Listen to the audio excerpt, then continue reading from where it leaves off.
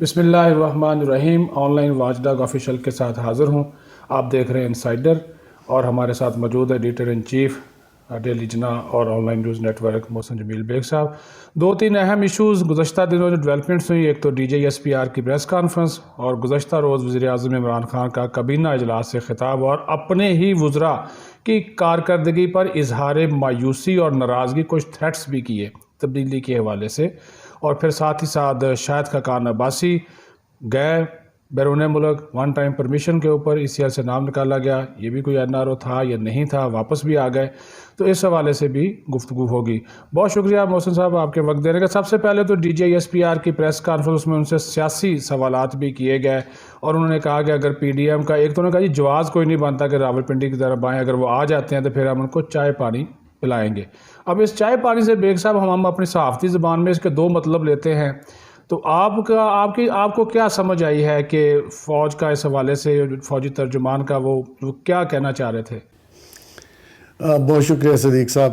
Basically انہوں نے جو چائے پانی کہا ہے وہ تو خیر شاید میرا خیال میں طنزاً ہی کہا ہے۔ بیسیکلی رابطے بالکل ہیں، ہو رہے ہیں، اس میں کوئی شک نہیں ہے۔ شاید D G I S P R کو پتہ نہ ہو، کیونکہ نیچرلی جو وہ تو ریگولر فوج کے ترجمان ہیں۔ ریگولر فوج ان کاموں میں نہیں ہے، نہ کبھی ہوئی ہے۔ وہ تو پیور پروفیشنل کام کر رہے ہیں۔ اس ملک کو بہت سے مسائل درپیش ہیں، جس میں سیکیورٹی کے بہت سارے جو ایشوز ہیں جن کو وہ ہینڈل کر رہے ہیں۔ رابطے ڈیفینیٹلی کوئی اور شخص ہی کر رہا ہے یا کوئی اور ادارہ کر رہا ہے، لیکن ہو رہے ہیں رابطے۔ جہاں تک چائے پانی کا تعلق ہے، وہ تو میں نہیں سمجھتا ان کو ایسی گفتگو نہیں کرنی چاہیے، کیونکہ اگر یہ لوگ جی ایچ کیو یا راولپنڈی کسی چوک میں جی ایچ کیو کے سامنے مظاہرہ کرتے ہیں تو میں سمجھتا ہوں کہ پاکستان اور ریاست کے لیے مشکل حالات ہوں گے۔ اچھا، اس میں بیگ صاحب انہوں نے کہا کہ فوج کو سیاست میں نہ گھسیٹا جائے، جو کچھ ہو رہا ہے اس سے ہمارا کوئی تعلق نہیں، ہم اس سے دور ہیں، ہمیں اس سے دور رکھا جائے۔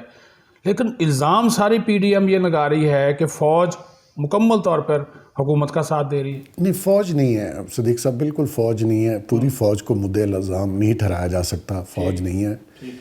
ہاں، کچھ لوگ، کچھ شخصیات ہیں جو ہیں، بالکل ہیں، وہ پہلے بھی بہت فعال رہے، بہت ادوار میں رہے۔ یہ سارے سیاستدان، میں آپ کو نام گنواؤں تو شاید ہی کوئی بچے گا، یہ سب ان کے رابطوں میں رہے، انہی کے ذریعے، ان سے ملاقاتوں کے ذریعے فیورز بھی لیتے رہے، الیکشنز میں منورنگ بھی کرواتے رہے۔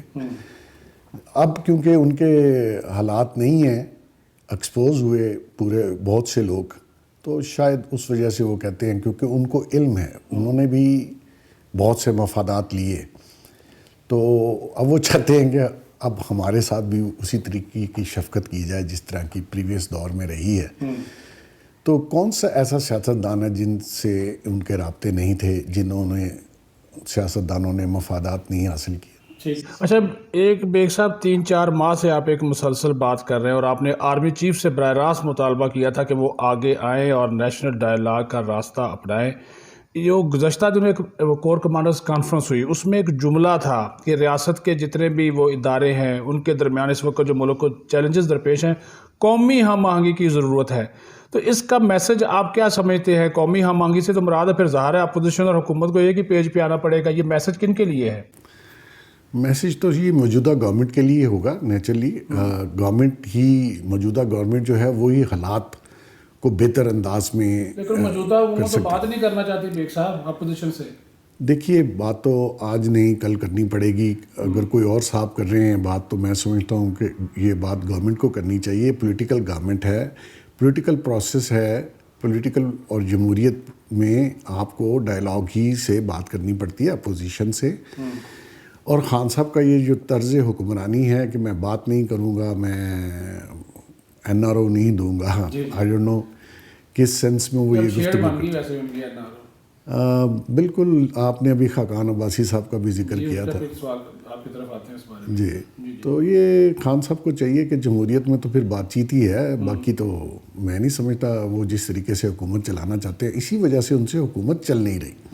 آپ نے کہا جی جی ایچ کیو کے کسی چوک پہ یا کسی بھی جگہ پہ اگر مظاہرہ ہو گیا تو یہ اچھی بات نہیں ہے، ظاہر ہے ایک بہت ہی غلط میسج جائے گا اور دشمن ہمارا اس سے فائدہ اٹھائے گا۔ رانا ثناءاللہ نے بھی کہا، پیپلز پارٹی نے بھی کہا کہ ہم وہیں پہ دھرنا دینا چاہیں گے اسلام آباد جہاں پہ عمران خان نے دیا تھا، ہم پنڈی کی طرف نہیں جانا چاہ رہے، لیکن مولانا فضل الرحمان بار بار کہہ رہے ہیں کہ ہم پنڈی کی طرف بھی جا سکتے ہیں، اس پہ کیا کمنٹ کریں گے؟ دیکھیں، میں سمجھتا ہوں کہ ان کو پنڈی کی طرف نہیں جانا چاہیے۔ انہوں نے اپنا احتجاج ریکارڈ کروانا ہے تو بہتر انداز میں اسلام آباد میں موجودہ گورنمنٹ کے خلاف اگر وہ احتجاج کریں تو اس کی جگہ اسلام آباد ہی بنتی ہے، اور جہاں پہ خان صاحب نے دھرنا دیا وہاں پہ اگر وہ آ جائیں تو کوئی مذاکرہ نہیں ہے، ان کو کرنا چاہیے۔ لیکن اس طرح فوج کے خلاف جا کے دھرنا دینا میں سمجھتا ہوں کہ وہ اس ملک کے لیے، اس ریاست کے لیے اچھا نہیں ہے۔ اچھا جی، بیگ صاحب این آر او کی طرف آتے ہیں، اور این آر او کا مطلب آپ کو معلوم ہے یا نہیں ہے؟ اس کا سرٹیفکیٹ آپ کو کسی اور سے لینے کی ضرورت نہیں ہے، کیونکہ میں ذاتی طور پر جانتا ہوں کہ جب شروع میں مشرف دور میں این آر او دیا گیا تو آپ اس ساری جتنی بھی بات چیت ہو رہے تھے وہ سارے عمل میں شامل تھے، تو آپ سے زیادہ این آر او کو کوئی بہتر نہیں جانتا۔ اب ظاہر ہے شاہد خاقان عباسی صاحب ایک این آر او لے کر باہر گئے، لیکن انہوں نے آپ کا نام لے کر آپ پہ تنقید کی ہے کہ ایک تو انہوں نے کہا جی میں ان کو جانتا نہیں۔ ظاہر ہے جب اس قسم کی بات ہوگی تو وہ سیاستدانوں کی عادت ہوتی ہے جی میں ان کو جانتا نہیں ہوں، لیکن ماشاءاللہ آپ کے جس طرح کے پروگرامز دیگر ٹی وی چینلز پہ بھی آتے ہیں اس کی جو ریٹنگ آتی ہے، بلکہ ان ٹی وی چینلز کی ریٹنگ آتی ہے آپ کی وجہ سے، وہ سب کو معلوم ہے کہ محسن جمیل بیگ کیا ہے۔ تو شاہد خاقان عباسی نے اس چیز سے کیوں انکار کیا جی میں این آر او لے کر نہیں گیا اور میں نے کوئی این آر او نہیں لیا؟ صدیق صاحب، مجھے حامد میر صاحب نے پوچھا تھا کہ آپ کا کلپ میں جو سما ٹی وی پہ تھا وہ کلپ میں اپنے پروگرام میں دکھا کے شاہد خاقان عباسی صاحب سے سوال کرنا چاہتا ہوں، تو میں نے کہا جی کوئی اعتراض نہیں ہے۔ بیسیکلی میں شاہد خاقان عباسی صاحب کو ایک معتبر اور ایک آنیسٹ آدمی سمجھتا ہوں، لیکن انہوں نے جس طریقے سے اس شو میں جھوٹ بولا وہ میں سمجھتا ہوں ان کی شخصیت کے مناسب نہیں ہے۔ ابھی لندن میں ہیں، میں آپ کو ایک اور بات بھی بتا دیتا ہوں، یہ بات ان سے میاں نواز شریف صاحب نے فون کے اوپر لندن میں پوچھی کہ آپ نے فون کیا ان شخصیت کو جس کا میں ذکر کر رہا تھا، تو انہوں نے کہا نہیں جی مجھے ان کا فون آیا تھا،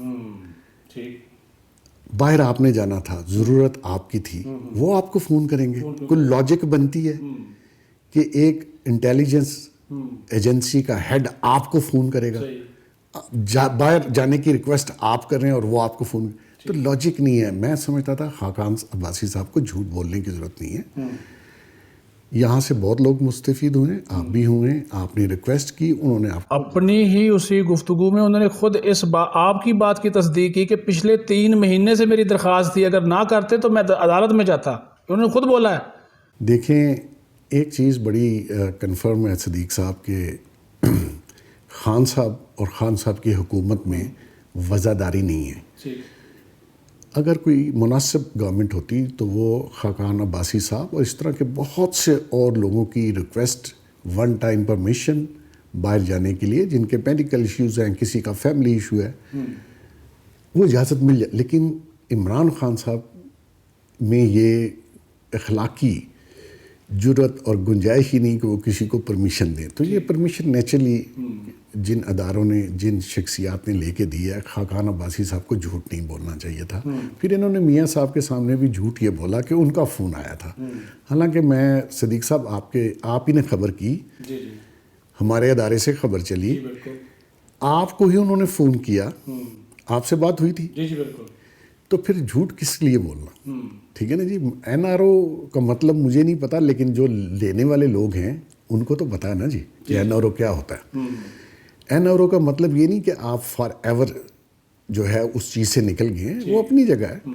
اور یہ میں بتاؤں، یہ براڈ شیٹ کیس میں بھی آپ کو پتہ ہے شروع میں جب جنرل امجد نے 2001 اینڈ 2002 میں جب براڈ شیٹ سے جو لسٹ دی گئی لوگوں میں، اس میں بھی خاقان عباسی صاحب کا نام تھا کہ ان کے بھی ایسٹس چیک کیے جائیں اور ان کے بھی ایسٹس ڈھونڈے جائیں۔ یہ جنرل امجد چیئرمین نیب تھے صاحب، چیئرمین نیب تھے مشرف دور میں۔ تو میں نہیں سمجھتا کہ ایسے کسی بات پہ، مطلب میں ان کے ساتھ کوئی میری لڑائی نہیں ہے، کوئی نہیں، ہم تو خبر جو تھی ایز اے جرنلسٹ خبر کرنا ہمارا رائٹ ہے، وہ آپ نے وہی کام کیا، ان چیزوں کو وہ نہیں مانتے، وہ ان کے اوپر چھوڑ دیں۔ ایک اور این آر او ہے بیگ صاحب، آئی پی پیز کو جو دیا گیا ہے، اور حکومت کے اندر بیٹھے ہوئے آئی پی پیز کے مالکان کو بلکہ وہ دیا گیا. میں سیدھا لفظ استعمال کروں گا, اس سے آپ نام رزاق داؤد کا نام لے لیں, آپ ندیم بابر کا نام لے لیں, آپ یہ تابش گوہر صاحب اور بہت سے لوگ اس میں آتے ہیں. پہلے انہوں نے ایک رپورٹ نکلوائی تحقیقات کر کے, آپ نہیں اس کا ذکر کر چکے ہیں اپنے پروگراموں میں. ایک کہا گیا جی 1000 ارب روپے کا عوام کو ہم ریلیف دیں گے. اب 450 ارب روپیہ الٹا آئی پی پیز کو ادا کر رہے ہیں, اور کہا ایم او یو میں بھی تبدیلیاں کی جا رہی ہیں. بالکل ایسا ہی ہے جی. اور جو کنفلکٹ آف انٹرسٹ ہے وہ ندیم بابر صاحب ہیں, تابش گور صاحب بائیکو کمپنی کو ہیڈ کرتے ہیں ان آفیشیلی, اور ادھر ایڈوائزر بھی لگ گئے. آئی پی پیز کے ساتھ نیگوشیشنز میں ان کو نہیں بٹھایا گیا, اس کمیٹی میں نہیں ڈالا گیا, جس کی وجہ سے انہوں نے ریزائن کیا تھا, کیونکہ یہ چاہ رہے تھے کہ میں بیٹھوں اور معاملات کو آئی پی پیز کے حق میں بہتر انداز سے, جو بھی پیسے ویسے ہیں ان سارے لوگوں کا اپنا مفادات ہیں. خان صاحب کو یہ سمجھ نہیں آ رہی کہ یہ جو سیٹ ہیں, جو مالکان ہیں, اور آپ نے ان کو ایڈوائزر لگایا, وہ کبھی عوام کی فیور میں بات نہیں کریں گے. یہ 450 ارب نہیں ہے, یہ صدیق صاحب کوئی 600 ارب کے قریب ہے, اور یہ سارا بوجھ دوبارہ سے عوام پہ پڑے گا. اور ابھی اگر یہ گورنر اسٹیٹ بینک کی جو اسٹیٹمنٹ تھی کہ ہم آئی ایم ایف کے ساتھ نئے پروگرام میں جا رہے ہیں, تو اس کا بیسک جو آئی ایم ایف کی کنڈیشنز ہیں وہ یوٹیلٹی, جتنی بھی یوٹیلٹیز ہیں, گیس ہے, الیکٹریسٹی ہے اور پیٹرول ہے, اس کی پرائس انکریز اور ٹیکسیشن زیادہ کرنا ہے.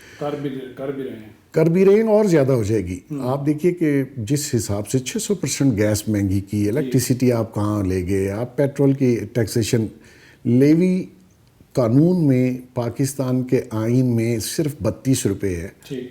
کبھی پچھلی گورنمنٹوں میں چور ڈاکون کی جو حکومت تھی اس میں کبھی 32 روپے تک نہیں گئی تھی. آپ اس کو 32 لے گئے اور پلس آپ نے 17% جی ایس ٹی بھی لگا, تو 44-80 پیسہ تو میں سمجھتا ہوں کسی دور حکومت میں یہ ریکور نہیں ہوا. اور آپ کہتے ہیں میں مہنگائی کو کم کروں گا. بھائی مہنگائی, میں بہت دفعہ صدیق صاحب کہہ چکا ہوں, یہ 3-4 چیزیں ہیں جو مین چیزیں ہیں جہاں سے مہنگائی سٹارٹ ہوتی ہے, اور ہو گئی ہے, بڑھ گئی ہے. بلکہ آپ خود دیکھ لیں, پھر چینی 100 روپے پہ چلی گئی ہے, آئل اور جو کھانے کا تیل ہے وہ 370 روپے تک جا پہنچا ہے بیگ صاحب. ایون یوٹیلیٹی اسٹور نے بھی مہنگا کر دیا ہے, اور یہ کہہ رہے ہیں ہم قیمتیں نیچے لاتے ہیں. نہیں لا سکیں گے, کیونکہ جب آپ یہ ساری چیزیں یوٹیلٹی کی بڑھائیں گے تو ہر چیز کی پرائس اس تناسب سے بڑھ جاتی ہے. تو یہ کہہ دینا کہ جی کنٹرول کریں اور فلانا مافیا اور فلانا, بھی مافیا نہیں ہے, وہ بزنس مین ہے. پلس مائنس کر کے انہوں نے کچھ چیریٹی کے لیے دھندا نہیں کرتے, بزنس ہے, پروفٹ لاس پہ کام کرتے ہیں لوگ. تو آپ کا یہ اب سارا الزام بزنس مینوں پہ یا آڑتیوں پہ یا ہول سیل والوں پہ نہیں لگایا جا سکتا, گورنمنٹ خود یہ کام کر رہی ہے. اچھا بیگ صاحب, ایک آخری سوال آپ سے. کل جو کابینہ کا اجلاس ہوا, 2.5 سال بعد وزیر اعظم کو یاد آیا کہ میرے وزراء نااہل ہیں, اور اب وہ کہہ رہے ہیں جی میں آپ کو فارغ کر دوں گا. تھریٹ کیا ان کو کہ اگر آپ حکومت کی پالیسی سے اختلاف کرتے تو آپ ریزائن کر دیں, اگر آپ اپنی روش برقرار رکھیں گے تو پھر میں سوچوں گا کہ میں نے آپ کو کابینہ میں رکھنا یا نہیں رکھنا. ایک ٹیم لیڈر کے طور پر جس نے ایک کرکٹ ٹیم کی بھی سربراہی کی ہو, اور اس طرح کی وہ اپنی ہی ٹیم کے کھلاڑیوں کو اگر اس طرح کے وہ بیانات دے گا, کیا میسج وہ دینا چاہ رہے ہیں؟ کیا بیوروکریسی ان کو کام نہیں کرنے دے رہی, خان صاحب خود نہیں کرنے دے رہے, یا کوئی اور یہاں پہ بھی کوئی مافیا شافیا والا حساب کتاب ہے؟ بیسیکلی صدیق صاحب ایک جمہوریت پسند مائنڈ ہونا چاہیے. اگر کابینہ میں کوئی آپ سے اختلاف کر کے اپنا پوائنٹ آف ویو دینا چاہتا ہے تو آپ کو وہ ضرور سننا چاہیے. یہ جمہوریت ہے, ڈکٹیٹرشپ نہیں ہے. آہستہ آہستہ خان صاحب کا مزاج بھی اسی سٹائل کا ہو گیا کہ بات نہیں سننی.